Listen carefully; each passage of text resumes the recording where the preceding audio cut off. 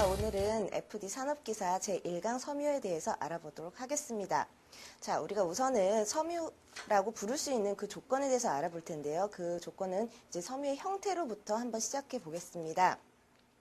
섬유가 그냥 섬유상으로 우리가 상태로 나온다고 해서 모두 다 의복재료로 쓸 수 있는 게 아니고요. 그 섬유를 의복재료로 만들기 위해서는 일정한 조건을 부합해야 되는데요. 우선은 가장 첫 번째 조건은 섬유가 가늘고 길어야 한다는 겁니다. 우리가 섬유를 가지고 실을 방적을 하고 그 실로 직물을 만들기 때문에 섬유가 실로 방적될 수 있는 조건의 그 길이를 가지고 있어야만 우리가 그 섬유를 가지고 의복재료로 사용을 할 수 있는 겁니다. 예를 들어서 면 린터 같은 경우는요. 섬유상으로 나오기는 하지만 우리가 그 길이가 너무 좁아서 너무 작아서 우리가 그걸 방적을 할 수가 없어요. 그래서 우리가 그 섬유 그 자체로는 실을 만들 수가 없기 때문에 의복재료로 그대로 사용할 수는 없습니다. 그러나 이제 우리 면이나 아니면 마 같은 경우 긴 기장, 섬유 자체의 기장이 길기 때문에 이 섬유들은 가지고 직접 실을 만들고 직물을 만들 수 있는 거죠. 그래서 섬유의 첫 번째 조건은 어떤 가늘고 길어야 된다는 그런 형태적 조건이 되겠습니다. 그리고 우리가 그 긴 선상에서 봤을 때 섬유가 긴 선상으로 봤을 때 우리가 단면을 볼 수 있어요. 섬유를 잘라서 단면을 볼 수 있는데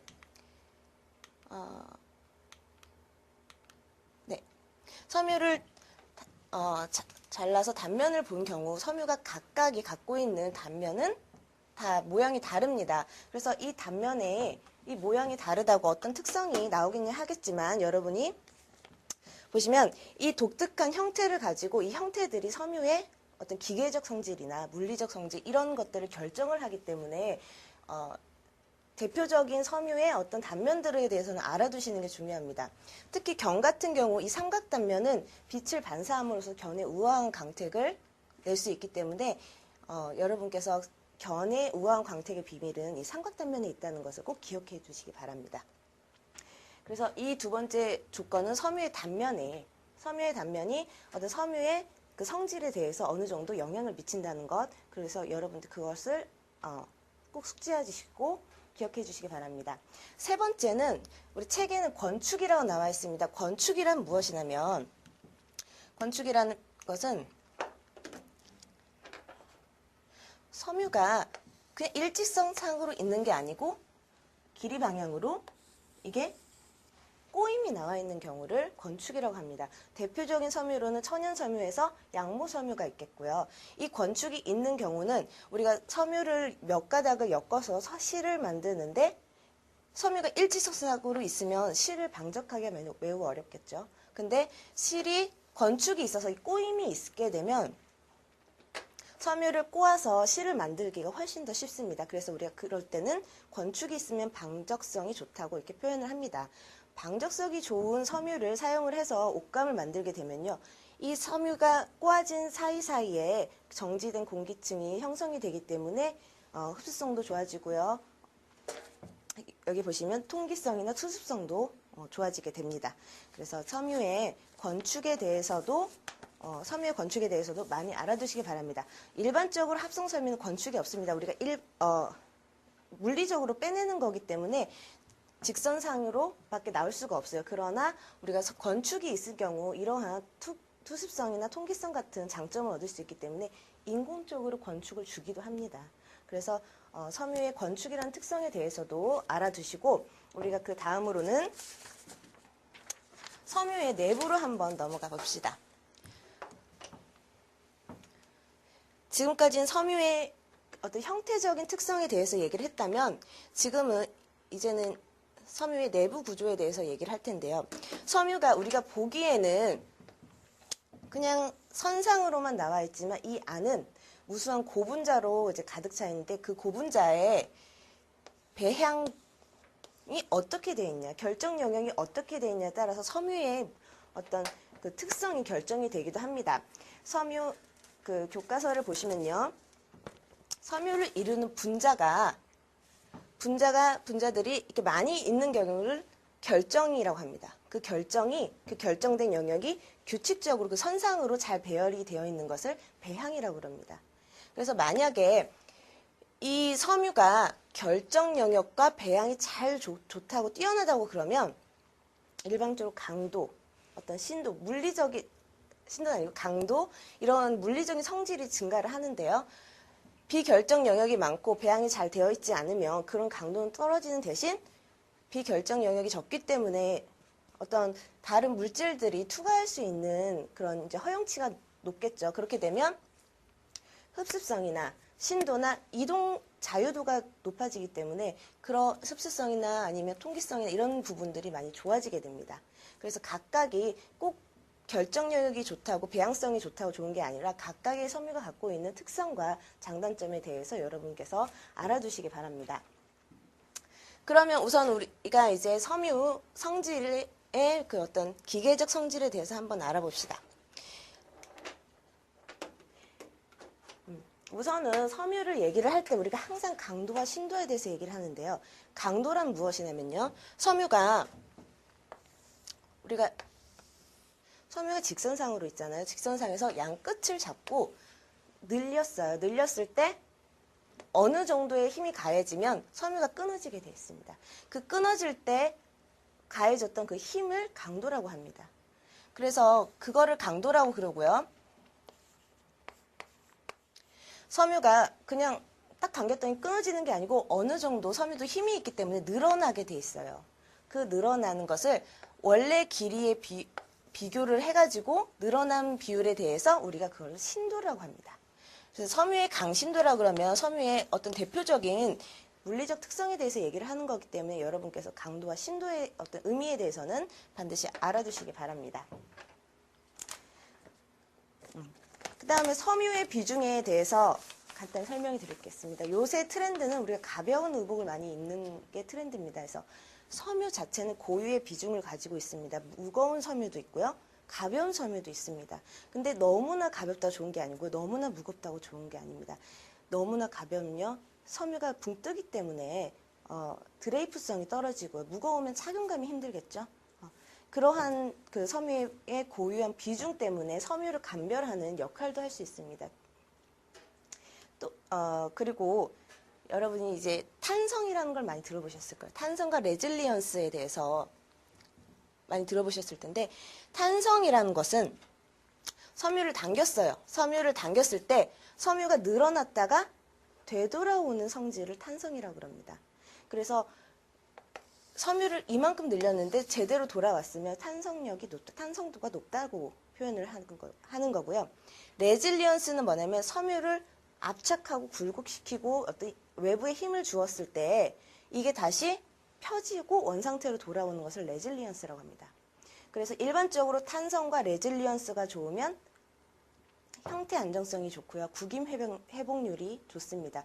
탄성과 레질리언스는 어떤 여러분이 의복에 착용을 함에 있어서 굉장히 중요한 요건이기 때문에 어떤 탄성 그 부분에 대해서 어떤 이해를 꼭 하시고 넘어가시기 바랍니다. 그리고 그 다음은 우리가 마찰 강도인데요. 우리가 의복을 입으면 그대로 있는 게 아니라 활동을 하게 되죠. 그래서 계속 부딪히게 되고 계속적으로 외부의 압력을 받게 됩니다. 그래서 그 압력을 받았을 때 어느 정도 그 마찰에 대한 얘네가 내성이 있어야 딱 버티는데 마찰 강도가 약하게 되면요. 조금만 마찰이 생겨도 옷이 헤어지게 되고 닳게 되는 성질이 이제 그러한 현상이 발생을 하게 됩니다. 그래서 이것은 내구성이 떨어진다고 보는 거고요. 그래서 마찰 강도가 강한 것은 어떤 의복의 섬유에 대한 내구성이 좋다고 그렇게 표현을 할 수가 있습니다. 다음 장으로 한번 넘어가 봅시다. 자, 우리가 지금까지는 기계적 성질, 물리적 성질에 대해서 알아봤으면 우리가 섬유 내부의 어떤 화학적 성질에 대해서 한번 알아봅시다. 섬유의 화학적 성질에서 가장 우리가 얘기를 많이 하는 건 흡습성이에요. 흡습성이란 건 뭐냐면 우리 이 주변이 완전히 건조한 상태가 아니고 일정량의 습도를 가지고 있거든요. 우리 주변이. 그렇게 되면 섬유는 일정의 습도가 있기 때문에 그 수분을 흡수를 하게 됩니다. 수분을 흡수하게 되고 또한 인체에서 분비되는 어떤 물질이나 이런 것들도 섬유가 흡수를 하게 되죠. 그것을 섬유의 흡습성이라고 합니다. 흡수성이 하는데 흡수성이 좋은 흡수성이 높다는 것은 뭐냐면 우리가 인체에서 어떤 분비물이나 어떤 오염물질이 나왔을 때도 잘 흡수를 하기 때문에 위생적으로 관리를 할 수 있습니다. 인체 청결하게 할 수도 있고, 그 다음에 일반적으로 흡수성은 뭐랑 연관이 되냐면 대전성과 연관이 됩니다. 대전성이란 뭐냐면 아래 보시면 알겠지만 대전성은 섬유에도 정전기가 이제 발생을 하는데 그 정전기를 수분이 많은 흡수성이 높은 애들은 정전기를 많이 발생을 안 해요. 대표적으로 흡수성이 높은 것들은 천연섬유들이 있습니다. 천연섬유들은 흡수성이 좋기 때문에 입었을 때 편안하고 그다음에 일정의 습도를 유지를 해주고 그다음에 몸에도 청결하게 유지할 수 있는 조건이 있습니다. 그러나 반대로 인조섬유 같은 경우, 합성섬유 같은 경우는 소수성이라고 합니다. 소수성은 뭐냐면 물 분자가 잘 통과를 할 수가 없다는 뜻이에요. 그렇기 때문에 얘네들은 습도를 공중에 습기를 잘 흡수를 못하기 때문에 무슨 일이 일어나냐면 정전기가 많이 발생을 하죠. 정전기가 많이 발생을 하게 되고 그 다음에 인체에서 어떤 땀이나 그런 것들을 발생했을 때 흡수를 못하기 때문에 얘네들은 어떤 위생에 대해서는 청결에 대해서는 좀 많이 떨어지는 편이에요. 그러나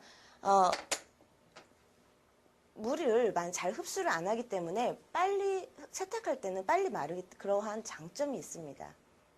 그렇기 때문에 여러분께서 흡수성에 따른 장단점을 한번 비교를 해보시고 흡수성이 높다고 다 좋은 게 아니고 흡수성이 낮다고 다 나쁜 게 아니니까 그거에 따라서 여러분이 장단점을 비교를 해가지고 한번 알아두시기 바랍니다. 그래서 우리가 이제 FD 혹시 자격증 시험을 보시는 분들은 수분율에 대해서 가끔씩 문제가 나오는데요. 수분율이라는 건 뭐냐면 섬유가 보통 무역에서 거래가 될 때는 어떤 부피에 대한 무게로 이제 거래가 되는데 말씀드렸듯이 상대적인 습도에 따라서 수분을 많이 흡수하는 것들은 무게가 무겁겠죠. 근데 수분을 흡수를 많이 안 하는 섬유 같은 경우는 가볍겠죠. 그래서 이거는 어떤 가격이나 그런 면에서 일정하게 맞춰주기 위해서 우리가 딱 정해줬어요. 공정수분율로. 그때는 어떻게 되냐면 온도가 20도씨고요. 상대 습도가 65%입니다. 이 상태 조건 하에서 섬유의 무게를 재서 거래를 하게 되는데요. 이 상태에서 가진 건조, 완전히 수분을 다 빼요. 다 빼는 건조 시료, 어떤 이제 시험 그 편에 대한 수분을, 이 상태의 수분을 줬을 때 무게를 계산을 해가지고 수분율이 나오게 됩니다. 그래서 여러분들도 공정 수분율이 그 표준 수분율이 높은 것, 낮은 것 이러한 데에서는 문제가 가끔씩 출제가 되기 때문에 여러분께서 조금 좀 신경 써서 많이 봐주시기 바랍니다. 자, 그 다음에는 섬유의 염색성에 대해서 보겠습니다. 우리가 일반적으로 염색을 할 때는 물에다가 염료를 풀잖아요. 염료를 풀어서 섬유를 이제 염색을 하는데 그러면 물에다 풀었다는 것은 염료를 물에다 풀었다는 것은 우리가 섬유가 물을 흡수하는 능력과 연관이 있다고 볼 수 있습니다. 그래서 방금 말씀드렸듯이 천연섬유는 흡수성이 좋아요. 흡수성이 좋기 때문에 염색도 잘 되겠죠. 염색도 왜냐하면 들어갈 수 있는 공간이 많다는 거잖아요. 빈 공간이 많기 때문에 염료나 아니면 물 같은 게 침투할 수 있는 공간이 많다는 건데 인조섬유나 합성섬유 그 같은 경우는 워낙 그게 딱 단단히 배양이 잘 되어 있기 때문에 소수성이고 물이 들어갈 수 없기 때문에 염료도 잘 들어갈 수가 없어요. 그래서 합성섬유는 합성섬유를 염색할 수 있는 염료 분자가 또 따로 있고요. 천연섬유 같은 경우 상대적으로 염색성이 뛰어나다고 볼 수 있습니다. 자, 그다음 내열성을 봅시다. 내열성이라는 것은 우리가 이제 옷이 구김이나 생기고 이러면 다림질을 하게 되는데 그 다림질에 대한 어떤 얘네가 내성이 있어야겠죠. 다림질했을 때 다 이렇게 오그라들고 다 타버리면 안 되니까 그러한 다림질이나 어떤 외부에 대한 열에 대한 그런 그 내성을 내열성이라고 합니다. 그래서 의복용 섬유는 100도씨 이상에서 장시간 보관했을 때도 안전할 수 있어야 되고요. 그 다음에 다림질을 한 150도에서 견딜 수 있는 섬유가 가장 적당하다고 볼 수 있습니다. 그 다음에 우리가 내연성을 봅시다. 내연성은 사실 많이 출제되는 경향은 아닙니다. 그런데 요새는 많이 중요시되고 있는 부분입니다. 왜냐하면 화재가 났을 때요. 화재가 났을 때 그 화재에 직접적으로 사망을 하는 것보다 커튼이나 어떤 카펫 같은 경우에 불이 붙어가지고 거기에 대한 유독물질로 사망하는 경우가 종종 발생하고 있기 때문에 요새는 소방관리법이 강화가 되면서 이 내연성 섬유에 대한 규제가 강화가 되고 있어요. 그래서 여러분들께서 어떤 것이 내연성 섬유인지, 어떤 것이 잘 타는 섬유인지, 또한 탔을 때 독성을 내뿜는 물질이 어떤 것인지에 대해서 여러분들께서 특히 주의를 하셔야 됩니다. 특히 아동복이나 유아복을 좀 전문을 하시고 싶다, 아니면 하고 계신다 하시는 분들은 그런 부분에 대해서 조금 이제 잘 많이 보시기 바랍니다. 그래서 우리가 한번 봅시다. 불연성이라는 것은요, 불연성이라는 것은 전혀 타지 않는다는 뜻이에요. 그래서 이런 섬유는 뭐가 있냐면 유리섬유, 대표적인 유리섬유죠. 그래서 소방관들 오복이 보통 유리섬유로 많이 이루어져 있잖아요. 그래서 그러한 것들은 불연성 섬유라고 합니다. 내연성 섬유는 뭐냐면 불꽃 속에서는 타지만 불꽃 밖에서는 그냥 저절로 꺼지는 섬유를 말을 하는 겁니다. 내연성인 것은 모드 아크릴, 아라미드, 비니온 같은 경우가 있고요. 난연성이라는 것은 불 속에서는 타요. 불 속에 타고 꺼냈을 때 타다가 점차적으로 꺼지는 섬유를 난연성 섬유라고 합니다. 그래서 견이나 나일론은 폴리에스테르, 양모 정도 됩니다. 여러분이 어떤 용도에 이 섬유를 사용할 것에 따라서 난연성 이상, 내연성 이상으로 규제가 있기 때문에 그거에 대해서 여러분께서 꼭 알아보시고 사용을 하시기 바랍니다. 가연성 물질은 그냥 밖에서도 타고 꺼냈을 때, 안에서 타고 꺼냈을 때도 밖에서도 타는 물질을 얘기를 하는 겁니다. 그래서 이러한 가연성인 물질은 우리가 커튼이나 카펫이나 어떤 이제 잘 타는 그 위험성이 있는 곳에는 사용을 하면 안 되는 부분입니다. 자, 그 다음에 보면 열 가소성이라는 게 있어요. 열 가소성이라는 건 뭐냐면 일반적으로 우리가 열을 주면요, 열을 주어서 어떻게 늘리거나 어떤 형태를 잡아놨어요. 형태를 잡아놓으면 그 형태가 예를 들어서 우리가 한 300도에서 300도에서 우리가 의복에 주름을 잡아놨어요. 주름을 잡아놨으면 이 300도 이하의 온도에서는 얘네가 기억을 하고 있는 거예요. 형태를 기억을 하고 있어 변형이 안 되는 거예요. 그래서 이거에 대한 그래서 영구적으로 변형을 생기는 것을 열 가소성이라고 합니다. 예를 들어서 나일론 스타킹이나 아니면 주름치마, 아코디언 주름치마 같은 경우 있잖아요. 깊게 주름을 잡았지만 영구적으로 빨아도 그 주름이 그대로 있는 현상을 볼 수 있습니다. 이것은 섬유의 열 가소성을 이용을 한 디자인이라고 볼 수 있습니다.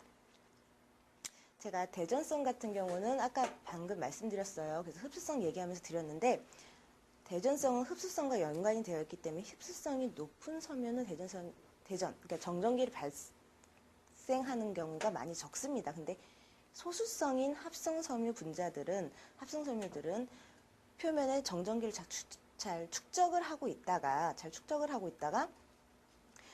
벗을 때는 아니면 서로 인사를 할 때, 특히 겨울 같은 경우 건조할 때 정전기가 밖으로 빠져나가지 못하기 때문에 어떤 물질을 통해서 정전기가 발생을 하죠. 그렇기 때문에 그런 부분에 있어서 합성섬유와 천연섬유를 혼방해서 쓴다거나 하는 경우가 많이 이제 발생을 하고 있습니다. 그래서 여러분들께서 대전성에 대해서 조금 알아두시고 이제 실무에 활용을 하신다면 더 좋을 것 같습니다. 내약품성이라는 건 뭐냐면 섬유가 우리가 드라이 클리닝을 할 수도 있고요. 아니면 계속해서 어떤 물질에 대해서 그리고 섬유 자체가 그냥 직물로 나오는 게 아니고 이 과정에서 섬유 자체도 가공을 하고 직물을 만들고 난 후에도 가공을 하고 계속적으로 가공을 하면서 어떤 약재나 약품에 대해서 이제 접촉을 하게 되는데 그 사이에서 섬유가 막 분해가 된다거나 녹아서 없어진다거나 그렇게 되면 안 되겠죠. 그래서 일반적으로 섬유가 그 용지에 대해서 잘 견디냐 그러한 능력을 내약품성이라고 합니다. 내일광성이라는 것은 무엇이냐면 여러분이 의복을 입으면 밖에 나가게 되면 반드시 이제 햇볕에 대해서 햇볕에 이제 접촉을 하게 되겠죠. 그 햇볕에 장시간 노출이 되었을 때 급격하게 황변을 한다. 그러면 내 일광성이 떨어지는 겁니다. 대표적으로 견이 있겠죠. 근데 햇볕이 많이 있어도 단단하게 견딜 수 있는 것들은 내 일광성이 높은 섬유라고 할 수 있습니다. 이런 섬유들은 텐트나 천막으로도 많이 사용할 수 있겠죠. 그 다음에 마지막으로 섬유의 생물학적 성질에 대해서 보겠습니다. 우리가 섬유 같은 경우, 특히 천연섬유 같은 경우는 면섬유, 그죠? 식물성 섬유, 그 다음에 울이나 견 같은 동물성 섬유는 미생물의 침식을 받게 됩니다. 그래서 오랫동안 옷장에 놔두었더니 곰팡이 슬어 있고 아니면 좀이 먹어 있고 그런 경우가 발생을 하죠. 그런 거에 대해서 어떠한 내성을 갖고 있는 내충성이나 그건 내균성이라고 합니다. 이러한 부분에 대해서 살짝만 알고 넘어가시면 되겠습니다. 자, 그 다음에 섬유의 분류가 있는데요. 섬유의 분류는 제가 2강에서 하면서 들어가기 전에 먼저 이제 말씀드리고 가겠습니다. 그러면 2강에서 뵙겠습니다. 감사합니다.